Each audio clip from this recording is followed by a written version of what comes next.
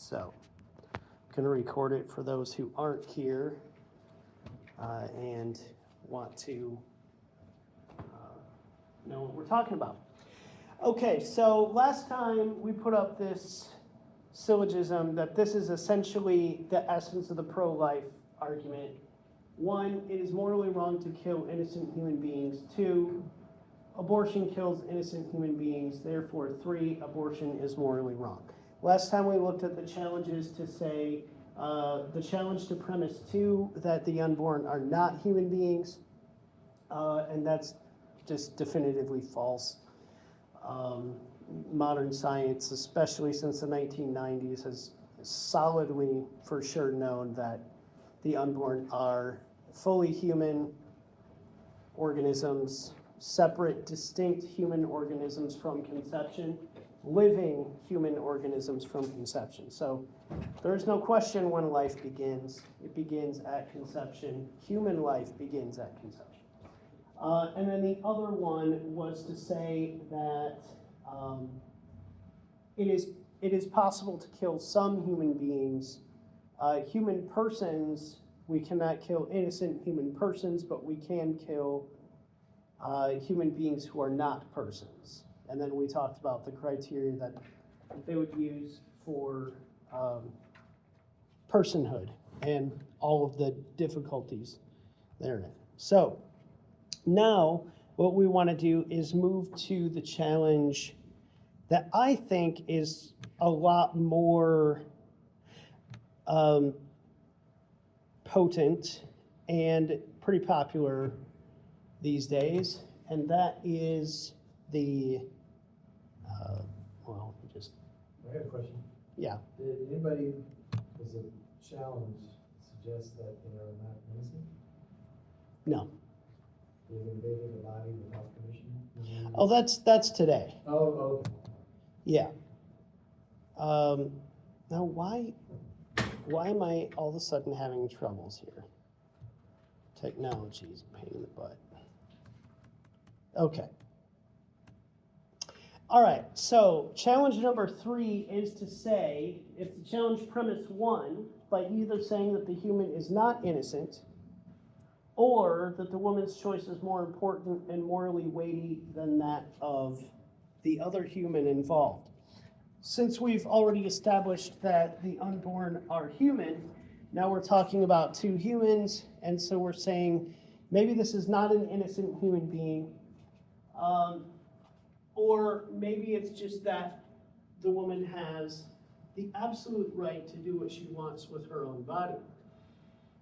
This is the essence of the bodily autonomy argument. It's essentially that what happens in and to a woman's body is her own choice. So a woman has basically absolute authority of what happens in and to her own body.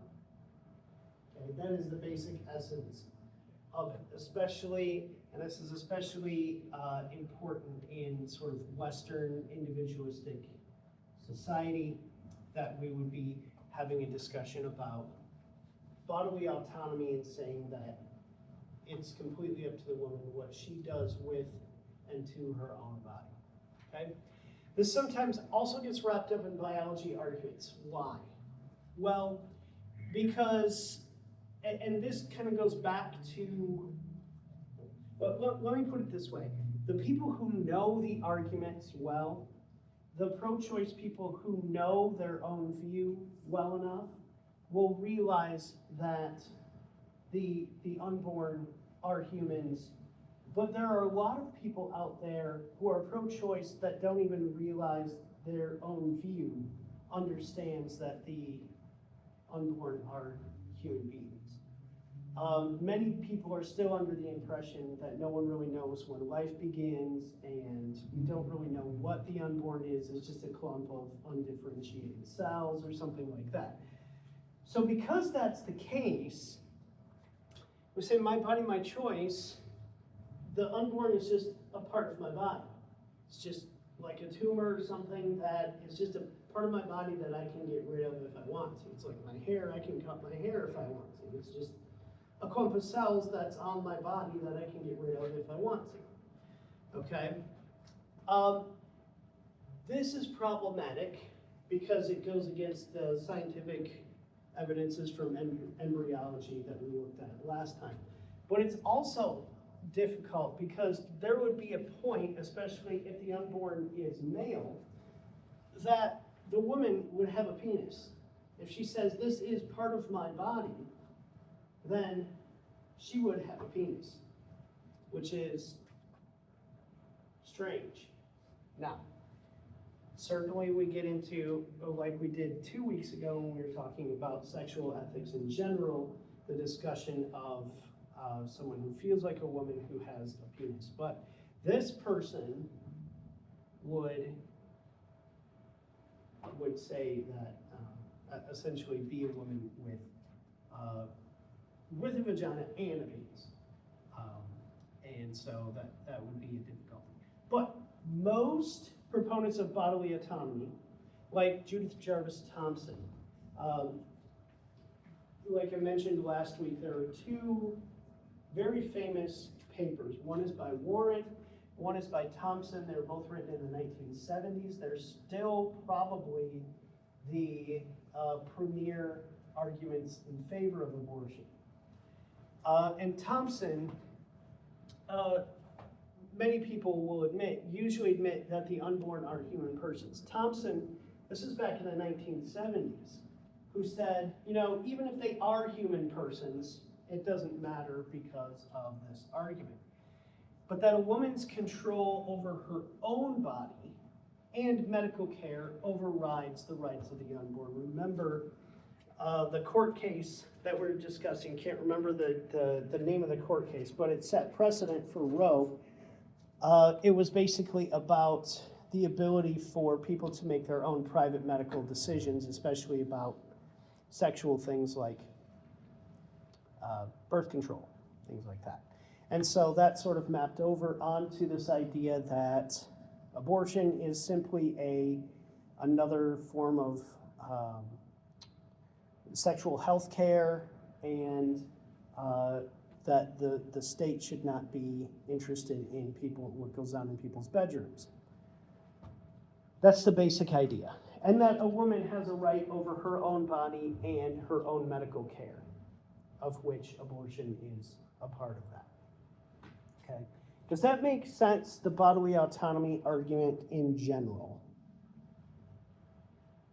Okay, there is a really famous analogy that Thompson puts forward. Actually, these both show up in Thompson's article called A Defense of Abortion. If you haven't read it, I would read it because you really want to know what's in it.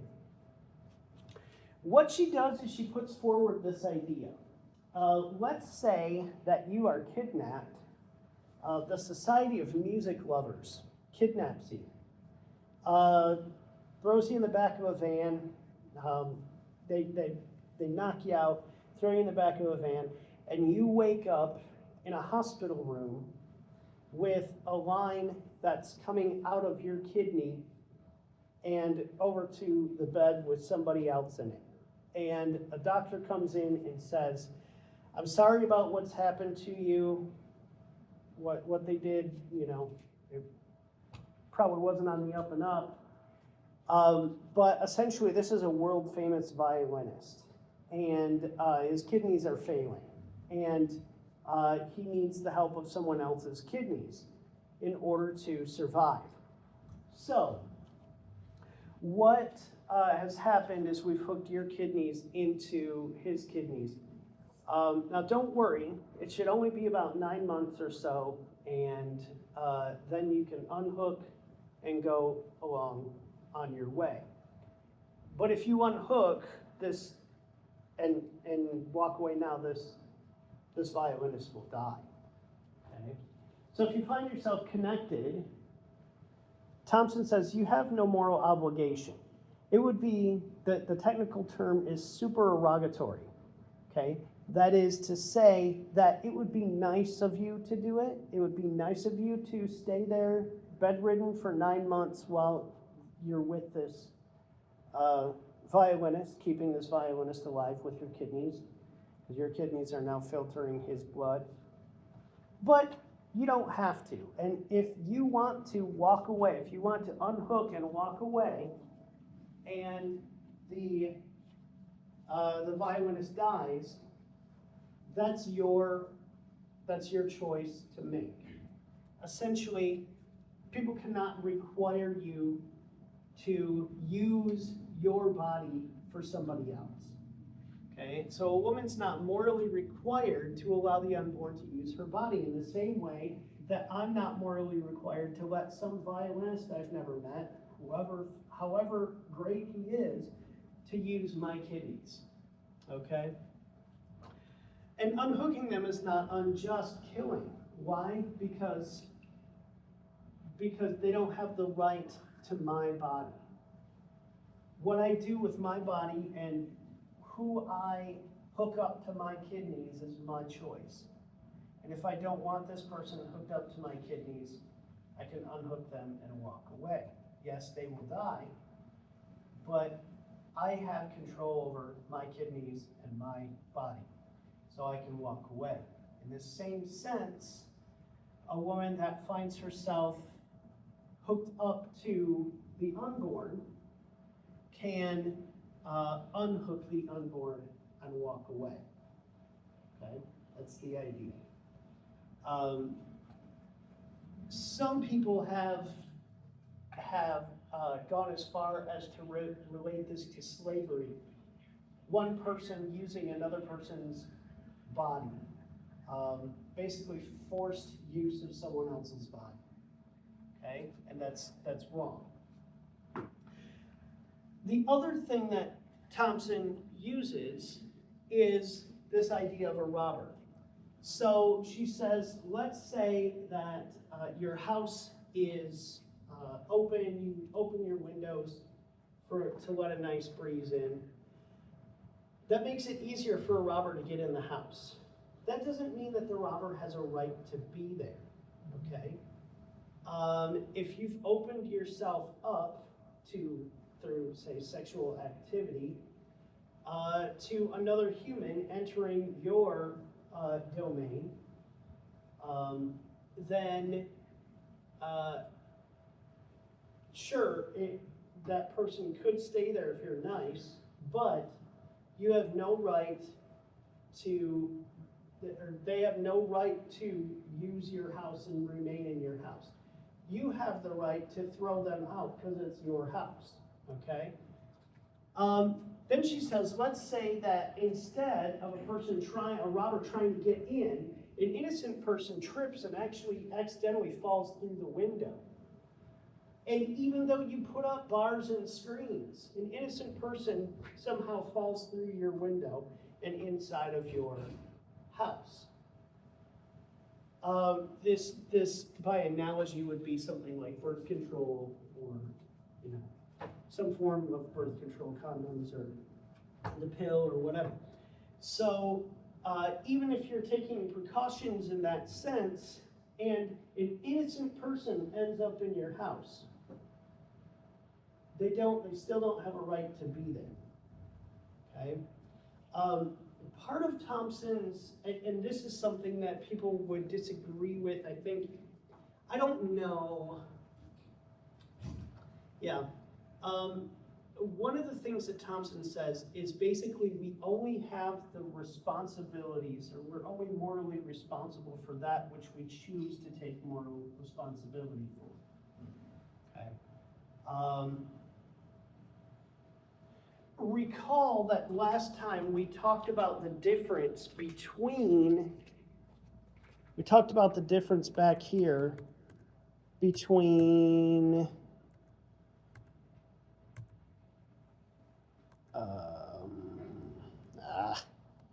now I can't find it. Yeah, direct moral standing and indirect moral standing. So direct moral standing is the idea that we have to take this thing into consideration on its own, by itself, as its own entity. Indirect moral standing means we only have to take it into consideration because it's given moral worth by somebody else. So you have moral worth in the sense that we have to take you into consideration if we're going to if we're going to set off a bug bomb in the room and, spread insecticide all over this room, we have to take you into moral consideration. We can't just do that with you in here, right? But because you have direct moral standing. The idea is that with your car, say if I hit your car with a baseball bat, I haven't morally wronged your car, I've morally wronged you, because your car has indirect moral standing because you have given it moral standing, okay?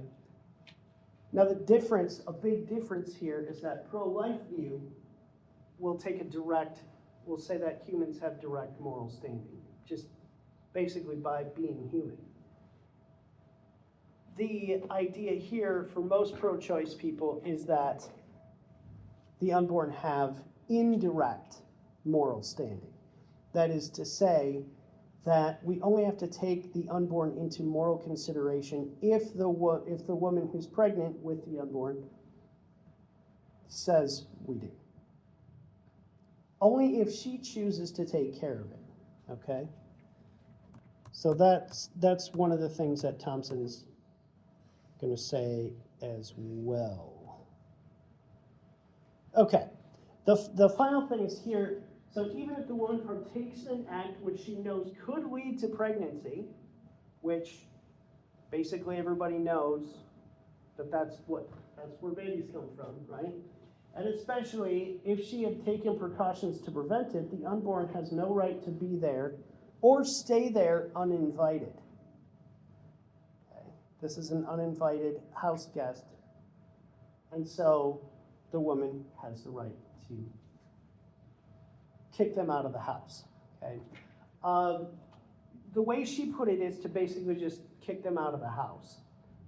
The way others have put it, they've modified this analogy and just say that just as you have permission to kill an intruder that's in your house, you have the ability, you have the right to use deadly force against someone who has come into your house uninvited. So also a woman has the right to use deadly force against someone who has come into her body uninvited. Okay. Those are the two things that are put forward. Do you understand the bodily autonomy arguments?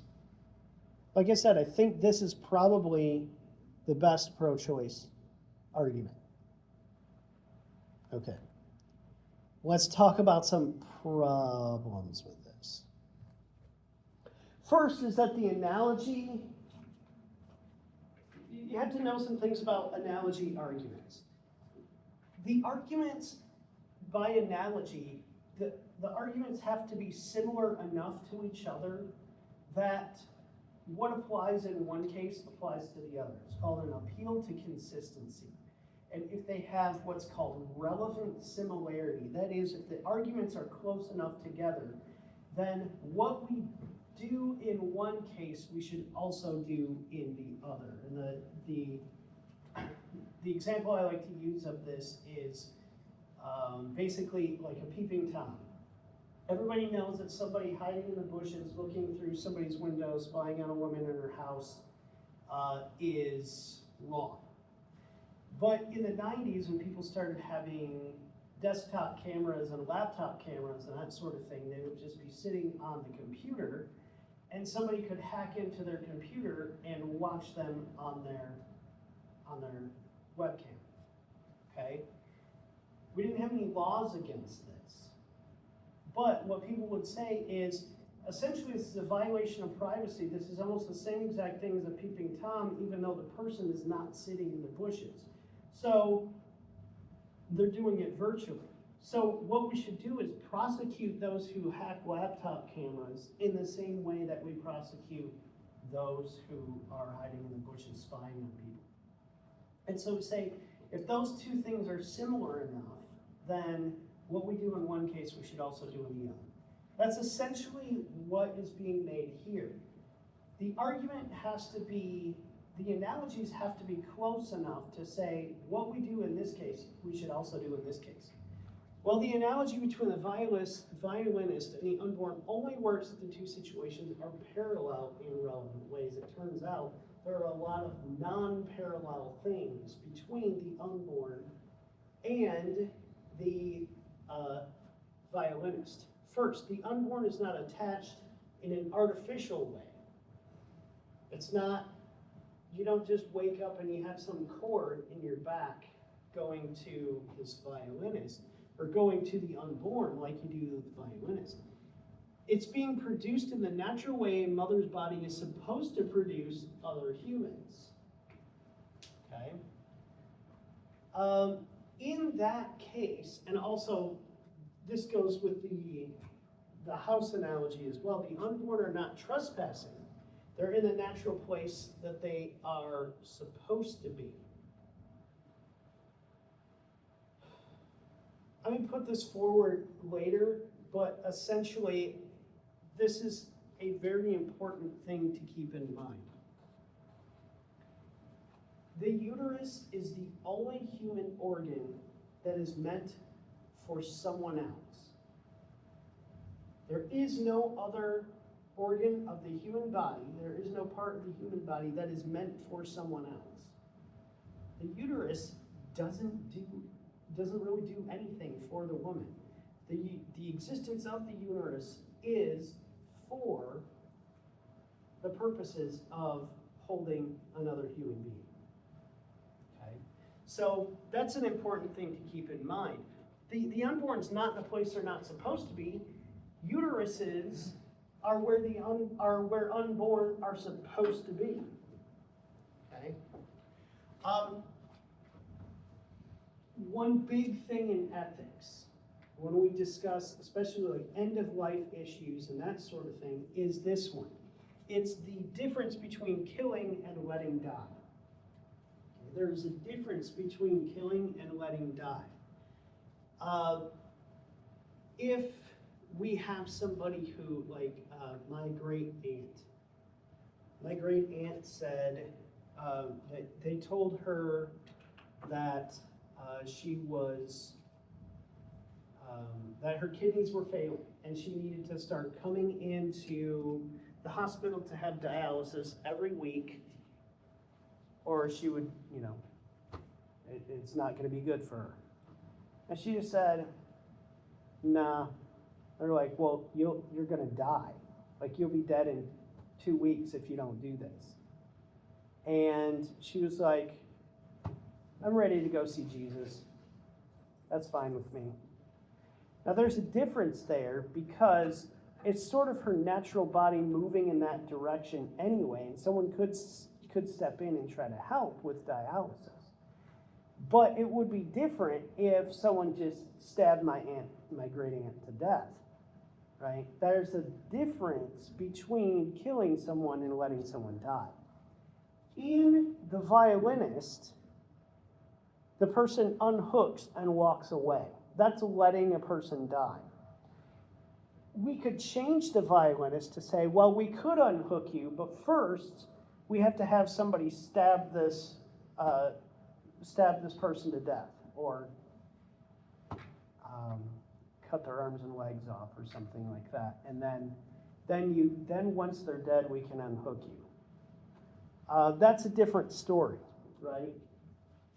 So abortion is not withholding treatment, it's actively taking another human life through poisoning or dismembering. Okay? Or just vacuuming out.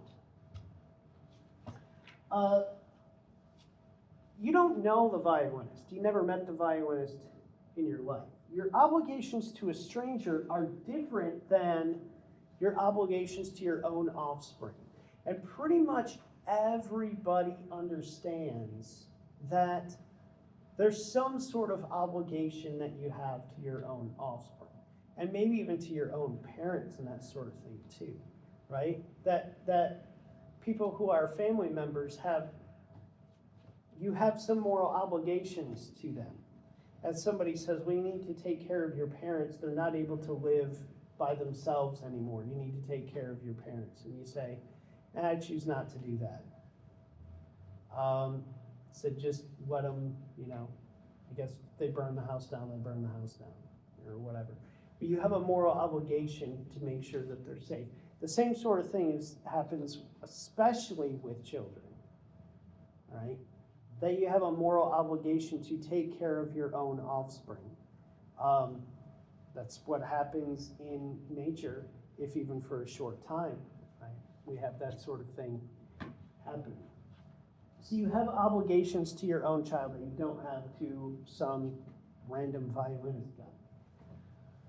Thompson also assumes wrongly that someone is only responsible for something if they consciously choose to be responsible for it, and that's what I said before.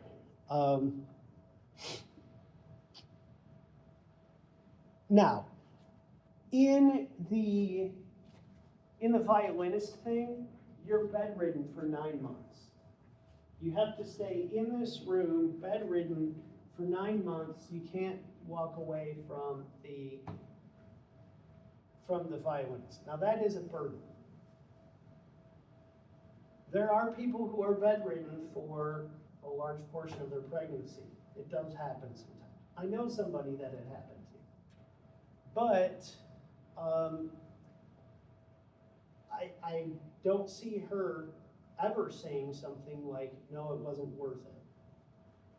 Something like that. But let's just say you don't think it's worth it. The idea is that most women are not bedridden for 9 months or even 3 months. They're able to, with some modifications, live their life until just a day or so before the baby is born, and then go on. So there's not a big difference there. And this one is interesting. This one is sort of more of a political thing. But often liberals are for more government regulation for fairness and protecting, especially protecting people who can't help themselves, helping those who need help, helping the poor, and helping the people who would need medical treatment or something like that. And offering government assistance to them. So it seems kind of strange that most people who are pro-choice, who would otherwise say we need to help these other human beings, especially when they can't help themselves, in the case of the unborn, would say, no, we don't. We just need to dismiss them in favor of whatever the woman says. Okay. Any question on all that so far? There's a lot, I know, but yeah. All right, so more responses to bodily autonomy. Yeah. I don't think that arguments from nature usually are all that strong, mostly because there are species that seem to have seem to lack care for their offspring. Yeah. To a great degree. And one could also argue that as long as we've known how humanity has been performing abortions, and so you could say one could say that's part of nature. Yeah. So most of this goes back to discussions of natural law theory. And natural law theory is taking into consideration the way that things are supposed to work. Basically, the function of something functioning properly and the way that it's supposed to work. So the idea is that we can't just look at nature and say, well, let's do what the animals do. Basically, St. Thomas Aquinas would say, and natural law theorists after him would say, that we have to look at the sort of original intent.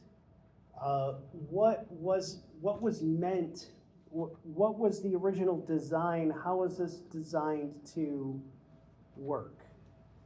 And so, the original design of sex is pregnancy and childbearing. Or even if you don't want to use the word design, because maybe that sounds too much like a theist if you're talking to an atheist. You could say that the way nature functions is by sexual reproduction through childbearing. So, yes, there are some that would eat their young or something like that after they're born.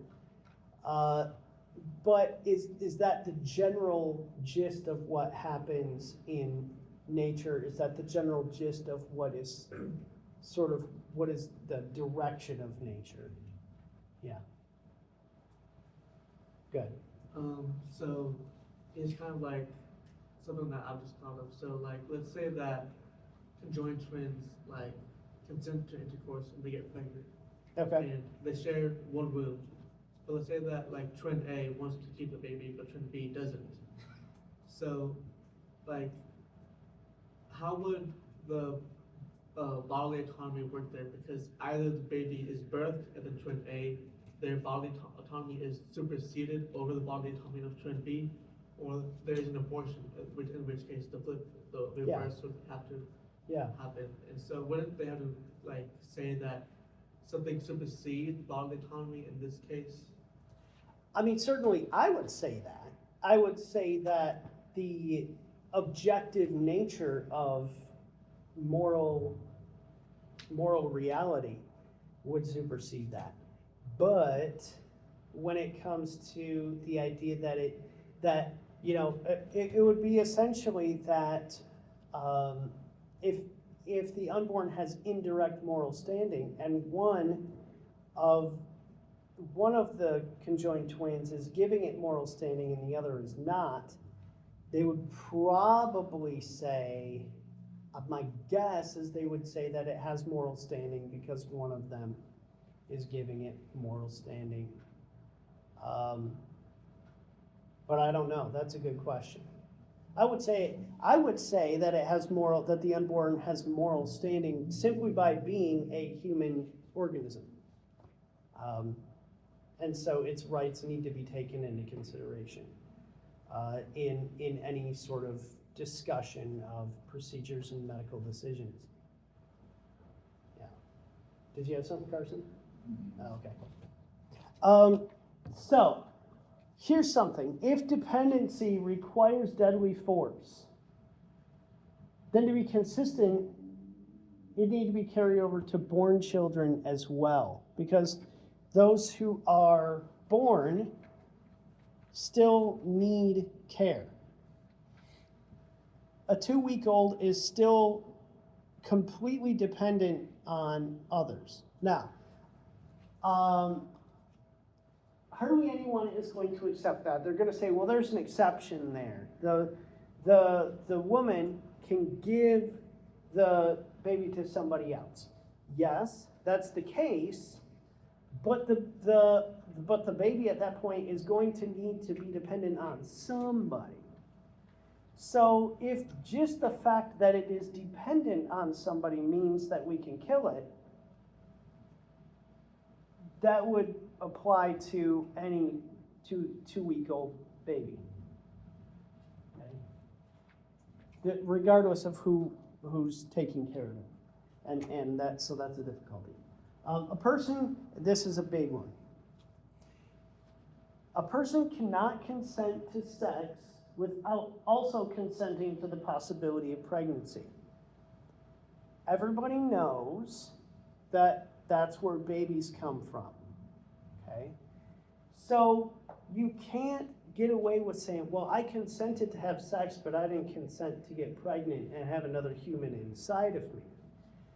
Well, that's like saying, and this comes from Stephanie Gray. Actually, her last name changed because she got married. I forget what it is now, but essentially consenting to playing baseball in the street. Let's say you're playing baseball in the street and your ball goes through somebody's windshield, the car that's parked on the street, and it goes right through somebody's windshield.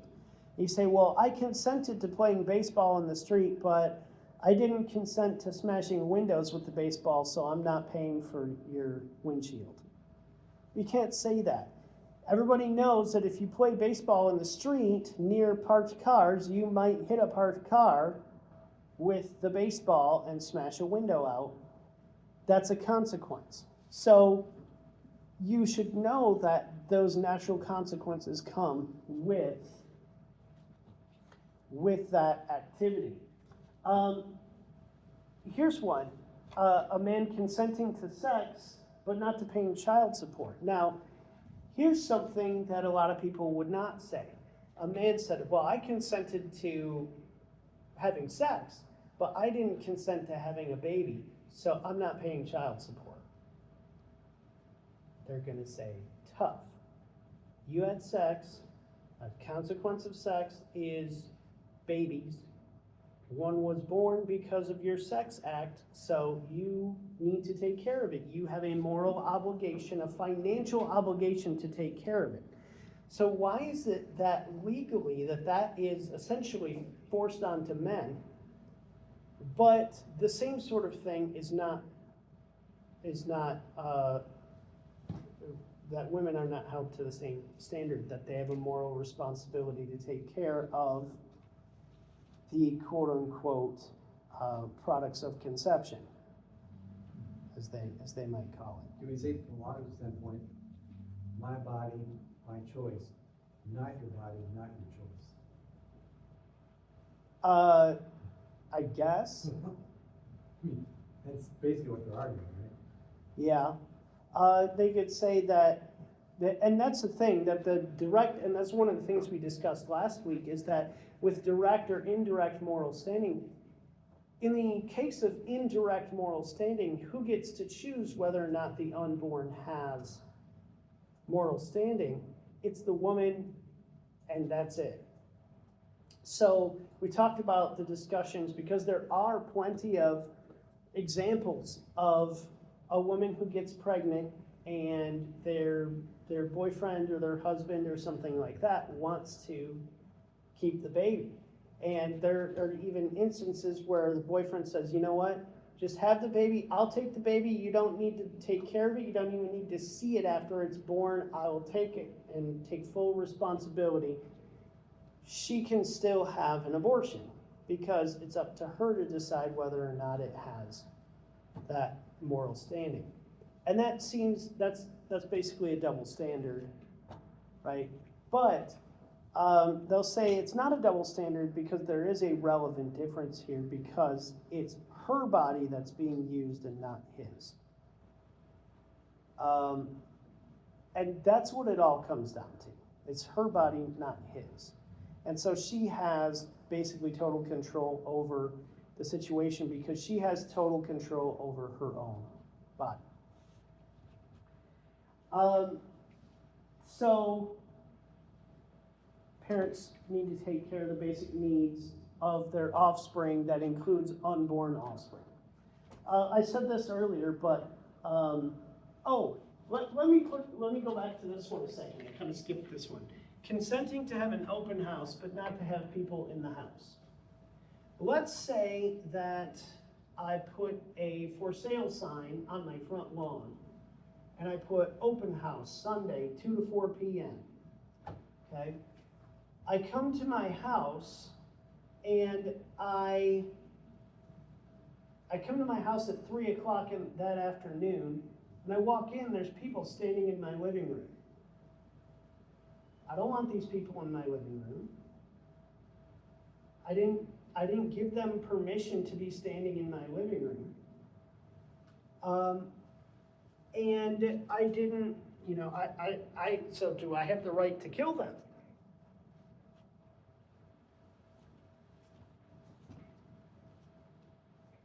It's part and parcel. It's the idea, the very idea of an open house is the idea that there are going to be strange people that you don't know, strange humans that you've never met, inside of your sovereign zone, your house, okay?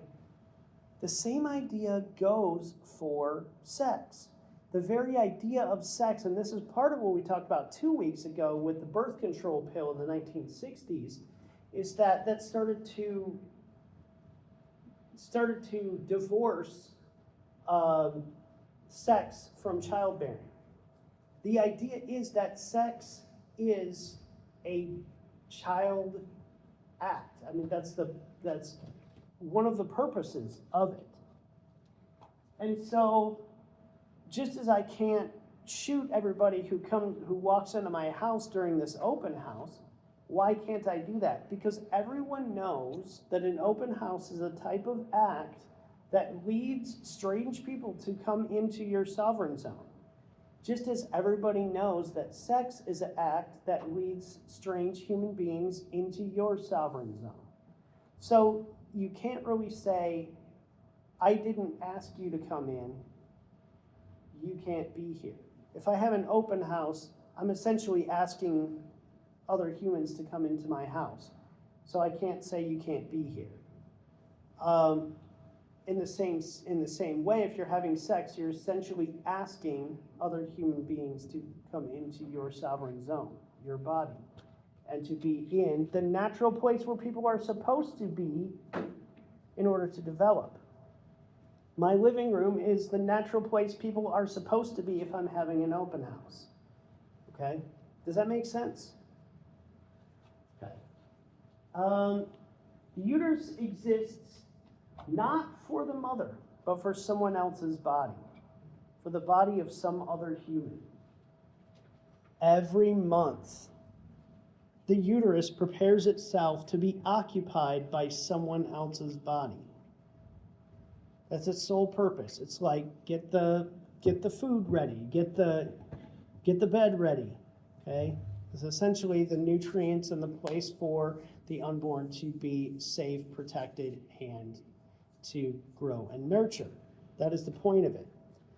The unborn is not in the wrong place at the wrong time. The unborn is where they are supposed to be. Uteruses are where unborn humans are supposed to be. That's where humans develop. Okay? So the unborn has a right to be there.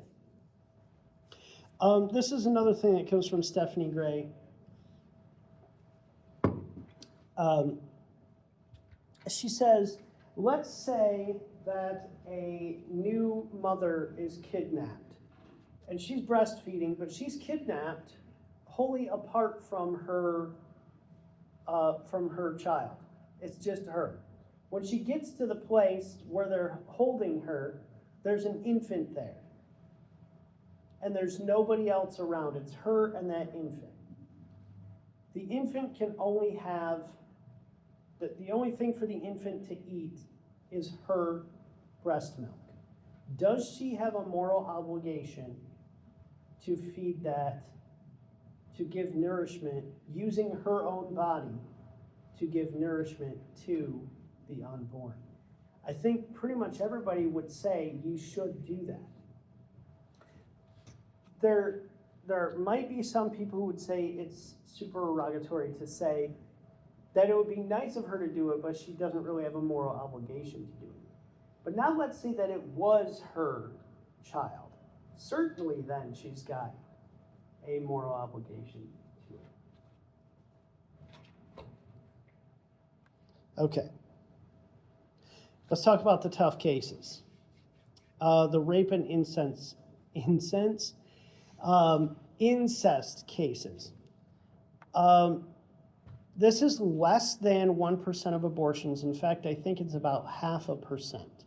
If you look at the arguments or the reasons that women give for abortions, it's typically, I've got too many kids already, I can't afford it, it would interfere with my career, I'm in a bad relationship. Those are like the top 4. Okay. Rape and incest are very low, less than 1%. Here's the thing. I know that this is sort of controversial, but the idea is that, especially in the case of rape, well, in incest as well, there are two victims involved. There's the woman who was raped, and there is her unborn, the unborn human inside of her, right?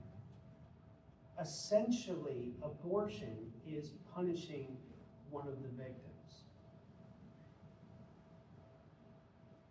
Another thing that's important to understand is people think that if they see this child, they're going to have a daily reminder of the trauma that they went through. And by and large, the studies show that most women who keep their baby after they're raped are glad that they did.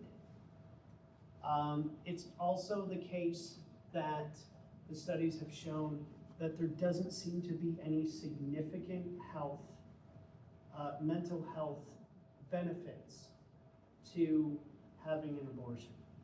And in fact, overall, the mental health is actually lower for those who've had an abortion. Now, typically, early on, in the first month or so after the abortion, the mental health is actually better,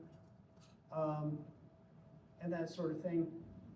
Later on, years down the road, there's a lot of regret. Not every woman regrets her abortion, but there are some regrets down the road, and a lot of people have them. So Callum Miller has a website, and there's a particular. I was going to put the article here, list it here. It's an important one that this is a study that was done in the UK of women that have gone through rape and the trauma of rape and their mental health having to do with it, and that abortion doesn't significantly, even if at all, help their mental health. What about when the woman's life is in danger? We talked about this last week, but as far as I know, there are no abortion bans in any of the states that have abortion bans right now that will not allow for an abortion in the case of danger to the mother's life. So the idea that, and this is why it's difficult, because trying to look for statistics on since abortion bans have been passed, have there been higher rates of women dying in childbirth? It can be very difficult to tell. As far as I understand, it can be very difficult to tell those sorts of things. However, in Poland, where there are very strict laws on abortion, I think there's actually quite a bit lower, a significantly lower maternal mortality rate than in places where there are abortions. Plus, we could also talk about how abortions can mess up some people's reproductive systems. So there are people who will who've reported higher rates of miscarriages and things like that after abortions, and it can actually make it more difficult to have a baby later. So the idea here is double effect, and that comes from natural law theory as well. That essentially means if your purpose is not to take the life of the unborn, but it is to save the life of the woman, then it's permissible. If you're not trying to take the life of the unborn, you're trying to save the life of the woman, that makes it permissible. Okay, tips for talking about this subject, and this might be where you can give some insights, especially if you've had a lot of discussions with people on these subjects. These are some things I've put together, but if you have some other things, or you see one of these things and you're like, oh, that'd be a terrible idea, just let me know. For starters, I see that pro-choice and pro-life people like to basically talk past each other.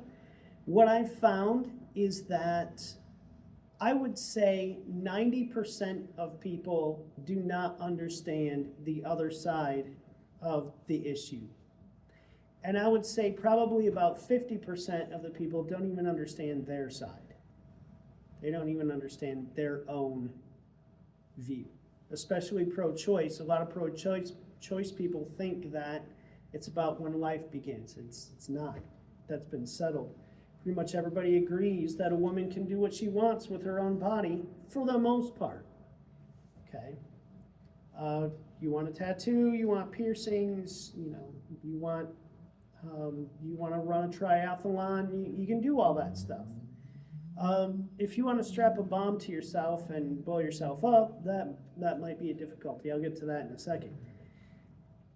But pretty much everybody, this sort of what's called a straw man, it's like it's making an easily defeatable version of the pro-life view to just say, well, you want to take women's rights away.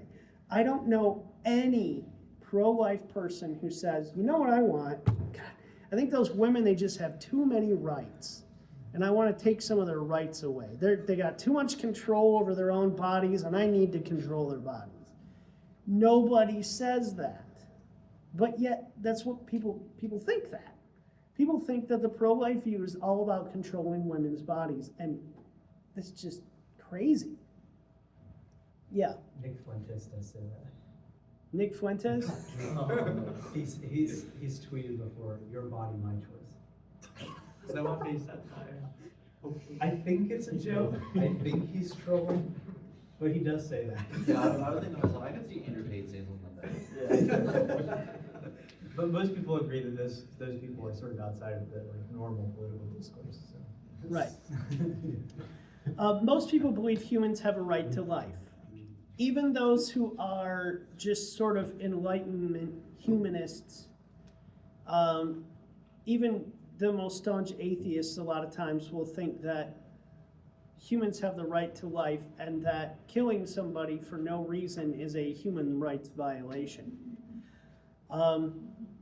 One of the things I suggest is using tactics. Okay, tactics. Greg Koukল's book, if you haven't read that, you should read it. Greg Koukl's book, Tactics, is very good. Okay, it's about all kinds of different issues, but stuff like this, any sort of discussion about religious matters or ethical matters or touchy political subjects. By the way, this is something I have to tell my students a bunch when I'm teaching ethics. It's, if we're talking about immigration, abortion, gun control, legalization of drugs, those are ethical issues. Now, people might have political solutions to those ethical issues, but those are not political issues. Those are primarily ethical issues where people look to politics to solve those issues. So, but the tactics, ask how do you know and what do you mean? Those are the two primary ones. But here are some other questions. First, what is the unborn? Simply ask the question, what is the unborn? And again, I'm using the word unborn because I think baby is sort of a loaded term. I think fetus is sort of a loaded term. Products of conception is definitely a loaded term. So I think unborn is a fair neutral term to use that everyone would probably be okay with and doesn't really weigh anybody's side. But if the unborn is non-human, pretty much everybody would agree you could do whatever you feel like with it. I could bust up this table if I feel, I mean, it's not my table, but whatever. I could go smash my car because it's my car and I can do what I want with it. But if it's not human, pretty much everybody would agree that it has indirect moral standing and only has extrinsic value. That is, it's only given value from outside. But if it is human, then most people, in fact, would say that it has full human right to life. Remember what we said before, there is no partial humanity. There is no partial personhood. There are humans and non-humans. And so those full human rights are equal to the mother's human rights. And so both human rights, and this is something that I've gotten before really pushed back. It's like, we don't care about the women's rights. I do. I just care about the unborn's rights as well. And what it is if this is the case, if they're both human, then they both have direct moral standing, and we need to take both into consideration in medical decisions. Okay, that's why you can't take Accutane if you're pregnant. Why? Because you need to take the unborn into account that there could be massive birth defects, and Accutane causes massive birth defects. Okay? And so both need to be taken into consideration in any pregnancy situation. When is it permissible to take a human life? I think this is a really interesting question, because it depends on what people are going to say. Well, when is it possible to take a human life? Well, if they're doing something that is hurting somebody, or if they're doing something, whatever their answer is, start asking them questions. If they start giving things like, well, I don't like Carson's glasses, so I can take his life. Really? So then we have to start going down that road and saying, why are glasses something that allows you, basically, what is it that allows you to take a human life? When are times when it is permissible to take a human life? So most people would say when they are endangering the life of, or about to endanger the life of another human. Others would say when they've committed a crime so heinous that they need it as a punishment. But certainly, that you might want to avoid, because then you're going to get into discussions about death penalty as well. But essentially, when is it permissible to take a human life? And then, what are the limits that someone can do with their own body?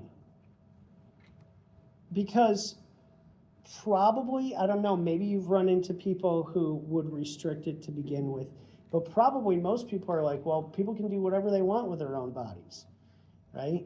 I have absolute authority to do what I want with my own body. If they say no limits, offer examples that might be objectionable. I'll give a few on the next slide. If they give limits, apply those limits to abortion. So they say, well, as long as we're not harming anybody, I wouldn't want somebody to harm somebody else. Okay, you say, sure, so a woman can do what she wants with her own body as long as she's not harming another human being. Okay, so then you're against abortion. In that case, they either didn't realize what they said, or they don't realize that the unborn are fully human. Ask how we determine those limits. Okay, so if they say no, offer examples that might be objectionable.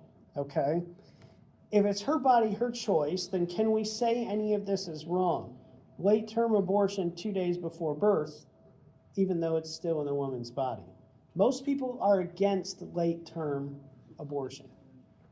If they are, then this would happen to feed into that and say, why are you against late-term abortion? It's still inside the woman's body.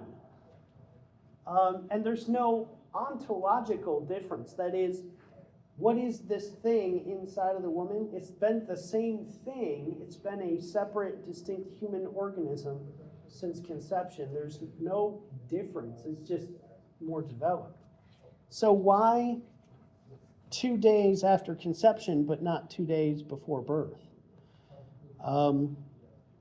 Taking formaldehyde reduces morning sickness, but causes birth defects.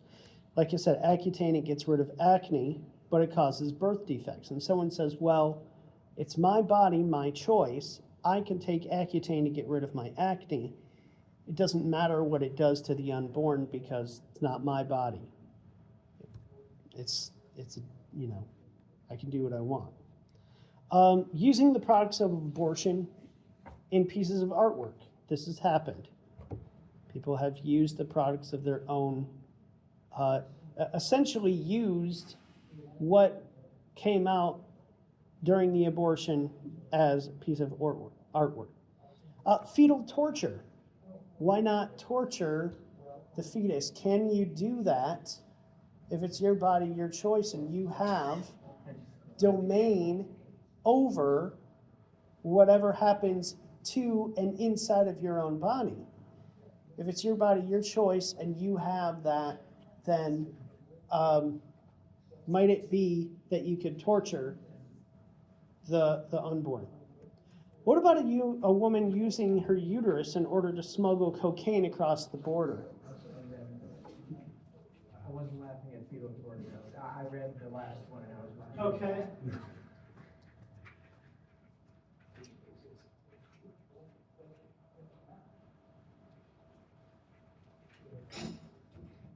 So, the idea is that a woman using her uterus in order to smuggle cocaine across the border, well, you say, well, you shouldn't be doing that. You shouldn't be a drug mule. Well, why not? It's her body, her choice. She can do what she wants with her own body, including take drugs across the border. Another example is a suicide bomber. If a woman wants to use her body as a bomb, should she be able to do that? And most people will say no. And you say, why? Because that is going to kill or hurt other people. Exactly. So a woman can't use her own body in just any way she wants. You would restrict a woman from doing things with her own body that would cause the death of other human beings. Okay, so see where the sort of logical conclusion of that is that that would rule out abortion as well. If I invite someone to go fishing, but I feel that they shouldn't have use of my boat to keep them alive, can I kick them out, say my boat, my choice? Can I throw the person overboard? Well, that doesn't seem right. The old man from Up walks out on his porch, or way up in the air, he walks out on his porch, and there's that little Cub Scout kid on his porch, right? Can he drop kick the Cub Scout off his porch, fall to his death? It's his house, it's his choice, right? Or is he obligated to take care of that kid even though he's on his property? And then this is the one I brought up, is a kidnapped mother obligated to use her milk to feed a kidnapped baby. And then ask for an example where the right to freedom of one person overrides the right to life of another. Because some might see this, and it kind of is. It is kind of a balance of rights here. And some will say that the right to life of the unborn should override the right to life, or the right to choice, right to freedom. Because basically every person, it is a human right, it is a right of in our country to have freedom. It's also a right to have life. So what happens when right to freedom and right to life are in conflict? What should we do? Pro-choice person may say that the right to freedom overrides the right to life. And that is technically what the bodily autonomy view is saying, that freedom is essentially more important. Your personal freedom is more important than life.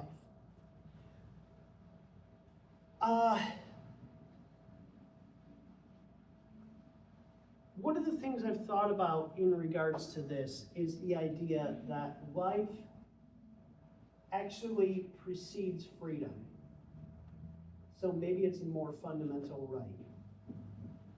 That in order to have freedom, you have to exist in the first place. And so maybe life is a more fundamental right. I would have to think more about that, but that's a possibility. I haven't really explored that too much, just sort of thought about that. But think about a time when somebody would say, my freedom outweighs the life, someone else's life. Okay? Like, my freedom to not see Carson's glasses outweigh his life. Right? That makes sense?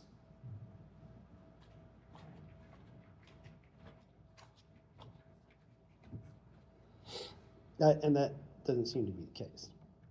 All right, so if someone says they're pro-choice but personally opposed, have you run into this a lot?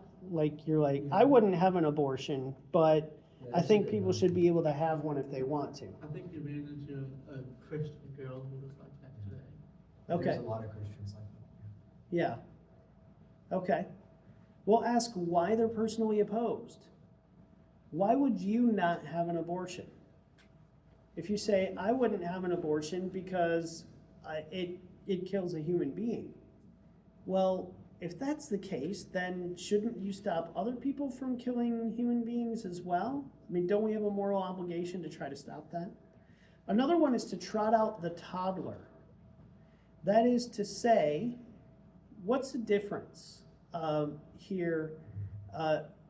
You say it's only a difference of degrees. Going back to SLED, I talked about this last time, but SLED is size, level of development, environment, and degree of dependence.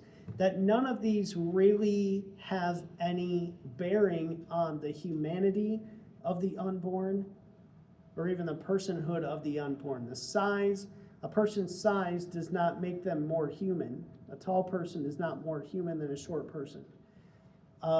A 2-week-old baby is not more human or less human than an 80-year-old. A 6-inch or whatever it is travel down the birth canal does not change for going from inside of the mother's body to outside of the mother's body, does not make someone human. There's no ontological change there. Or, if I'm here and I move over there, I'm not less human over on that side of the room than I am over here. And then degree of dependence. None of those matter to your humanity. So if we go back and we talk about this, we trot out the toddler. Whatever argument someone brings up for abortion, ask if the same thing applies to a toddler. Somebody says, well, if it's going to mess up, it's going to, being pregnant would get in the way of my schooling and my career. Well, what if you had a 2-year-old already and that was getting in the way of your schooling and your career? Could you kill them? No. Why not? And then you get into the discussions of size and level of development, environment, and degree of dependency. Okay? Almost always people are going to answer no, or they're going to say, well, there's a difference. One is inside of a woman and one is not. And then you're back to the bodily autonomy arguments again, or the environment part of the SLED. Whether they say yes or no, you can ask why or why not. So most of those will give a reason that's one of those SLED things. And so you can talk about it, or biology, or personhood, or bodily autonomy, which we've now talked about. Here's another thing that I think is important, and that is most people care about human rights and equality. And equality for all humans should be the same. Human rights, equal human rights for all humans, essentially. Above all, be civil. Have your speech seasoned with salt, guided by the Holy Spirit. Okay. Is that it? I think that's it. I think I'm all done. So we've got like 15 minutes left. Any discussion of that material? I just blasted through a lot. So I found one of the most successful strategies is to hold them to when does it become human? Because very few people are comfortable saying that they're okay killing a human.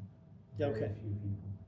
And so they will try to give some argument as to why it's not human.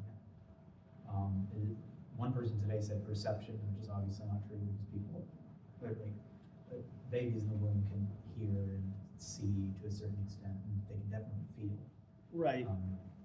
One girl said she was a neuroscientist and said it didn't have a brain yet. I was like, okay, define brain. When does it cease to be a collection of neurons that is going to be a brain and become an actual brain? When does that line, when do you Right. cross that line? The crazy part about that is that the brain actually starts forming at 6 weeks. And Yeah. so neuroscientists not knowing that is kind of scary. Yeah. Clearly it's not done when you're in college, so. Yeah, well, that's one of the things I brought up. I was like, well, your brain doesn't stop developing until you're 25. So like, is the life of somebody who's 25 more valuable than life of someone who's 13? Right. Like, that's patently ridiculous. Or we could ask the question, let's say that, that you had to have some sort of surgery and had to have half of your brain removed. Would you then be half human? Or could we kill you because you only have half a brain or something like that? You don't have a whole brain. Yeah, but they can't, they'll always give these ambiguous answers like consciousness or stuff that they can't Yep. actually define. Yep. And that's a lot of what we talked about last time with the personhood discussions. Let's see, where's Warren's personhood stuff? Is it this one? Yeah. This is what she says. Okay. I don't know why it hates me.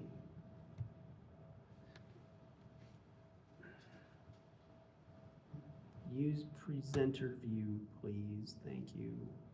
From current slide. Unbelievable. All right. Not going back to the right slide? There it goes. I had it. There it is. Okay. Warren's 5 basic criteria are consciousness, which she defines as the ability to feel pain, reason, self-motivated activity, capacity to communicate, and the presence of self-concepts or self-awareness. And we talked sort of extensively last time about how that would actually make infanticide legal or morally permissible as well. She's against that, but she doesn't really have a good reason for being against that. Even though, to be consistent, her view would hold that it's morally permissible to kill infants. Somebody like Peter Singer will go as far as to actually say that. I think he says up to like 2 months. 2 years. 2 years? Yeah.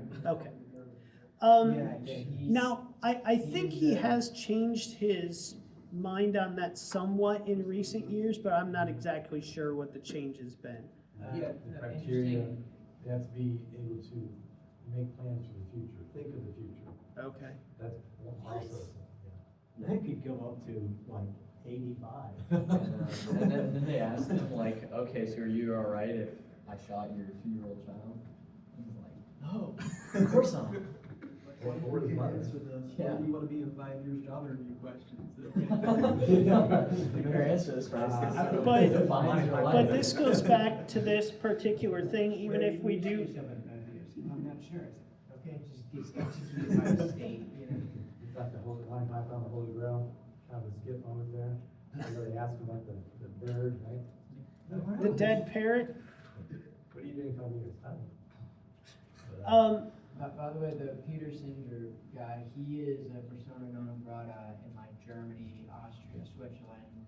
A lot of protests because his views were seen as too Nazi-like. Yeah. So, you know, that tells you something. Number 1 here, we talked about the discussion of consciousness, because she says that a fetus lacks all 5 of these, and if you don't have all 5, then you're not a person. And her argument is that only human persons have direct moral standing. Humans who are not persons yet don't have direct moral standing. The problem with this is, especially with some college students, if they drink too much and pass out, are they no longer conscious? Are they no longer a person? And can you kill them if they've passed out? Now, what they'll say is, well, no, they have the capacity to be conscious in the future. Well, if that's enough, then so does the unborn. So. They are fair game for permanent life. Okay, go ahead, RJ. Yeah, there is this weird argument. I've heard it in some Messianic circles. I'm not sure if you addressed it in the prior week, but some people say Tanakh says that the life is in the blood, and so it's whenever the fetus has blood, I guess. Sure. That it's alive. It's weird. It's weird. I think it's an ultra minority view, but I've heard it. No, I've heard something like that as well, and there is certainly a view of, say, something like the heartbeat laws that we have, which are essentially the idea that if your heart is beating, we know when your heart stops beating, you've died. So it should be, to be consistent, we should say when your heart starts beating, we know you're alive. But that's not to say that you weren't alive before that. That's just to say we know you're alive now, right? If we say, well, it doesn't have blood before a certain point, so the life isn't in it, that it's not living, we just know that scientifically that's not the case. Now, I know that they would say that, well, that's in the Bible, you're gonna have to fight with God on that one, right? I don't think that's what God meant by that was in the context of restricting eating things that had the blood still in it. For one thing, that was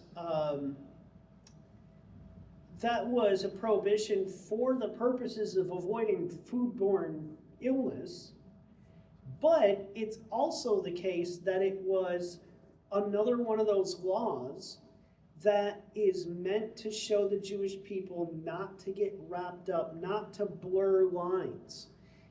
Don't blur lines between life and death.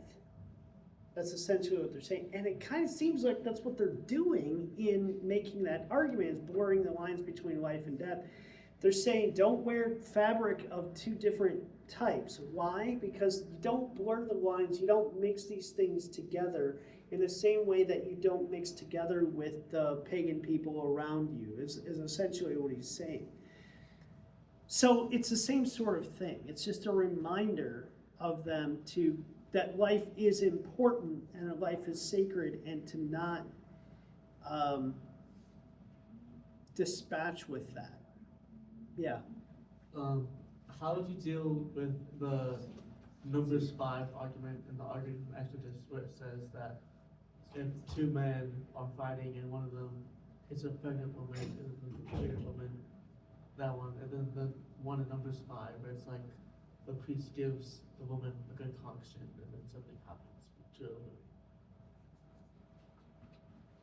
her. I'd have to look at it, but the one in Numbers 5, is that the one where two people are fighting and they hit a pregnant woman and the That's one in pregnant Exodus. woman gives birth prematurely and like basically miscarries, right? Yeah. Causes her to miscarry. Right. And in that case, the person is punished for that because they've essentially taken a life. I think the argument that people make using that verse is that it's not the same punishment as murder. So I actually encountered this today, and I think I figured out a decent response to it.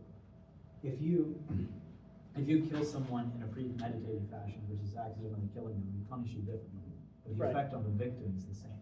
So there's an element to which justice has to consider intent and the amount you had to, and the amount you had to, I guess, go out of your way to commit the crime, in the punishment. So there's different levels of punishment, but it's the same effect on the victims.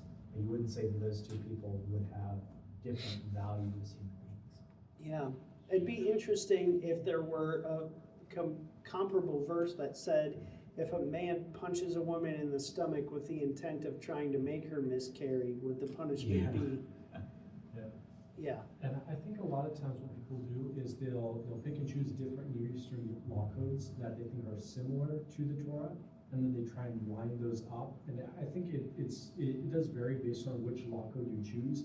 You can pick certain law codes that do create an abortion favorable reading in the verse. You can pick certain law codes that create one that is against abortion. And I think that there's a fundamental flaw in that approach, though, in that it is attempting to discern the intent of the Israelite law code through comparison with foreign law codes, with pagan law codes, which may be saying slightly different things in prohibitions that may have similar words or concepts at play. Yeah. Well, from what I understand, the Code of Hammurabi and stuff like that are pretty different as far as laws of what are supposed to happen in situations where someone kills somebody else, or they're really hardcore. Yeah. And those sorts of things. Even prohibitions in the Jewish text that are like eye for an eye and tooth for a tooth, that's a maximum punishment, right? Yeah. That's life for life. That's not saying that has to be what happens every time. So Yeah, I know some more messianic background kind of people, that demographic. They looked at some of the Sanhedrin's rulings and they said, it seems like for certain infringements of Torah, they never gave the maximum punishment. So like, for example, with Sabbath breaking, the maximum is the death penalty, but we don't see in the Second Temple period any known records, supposedly, of the Sabbath breakers, that would Right. occur. we only have a record of one guy getting the death penalty for it, right? Yeah, we don't have a record of a single person getting the death penalty from that. So very much, the Torah is prescribing maximum punishment. Right. And then to address, what was you said, like the numbers 5 one with the concoction. Yeah. I actually saw a video about that earlier today, and it's actually only the NIV, notably, that translates that verse as saying that the concoction will cause the woman to have a miscarriage. Every single other verse uses different language, and the way that the scholars interpret that language and the language in the original manuscripts is that the concoction will cause the woman to be barren. This is make your belly swell and your thigh rot. Make your belly swell and your thigh rot? Yeah. That's interesting. Yeah, I mean, it's a test to determine whether the woman has participated in marital infidelity. It's not an attempt to carry anything out against the child. It is very much a test to discern whether they have been unfaithful in their marital commitments. All right, so what are we looking at? Numbers? The 5:22. You got 3 minutes. Got 3 minutes. There's also the idea with that verse. Oh, that, forget it. I don't have internet access. There's also the idea with that verse that because if the woman did not commit adultery, then she would be able to bear children. First, you can use that to say that, right, because this is will be able to bear children implies that she doesn't already have a child.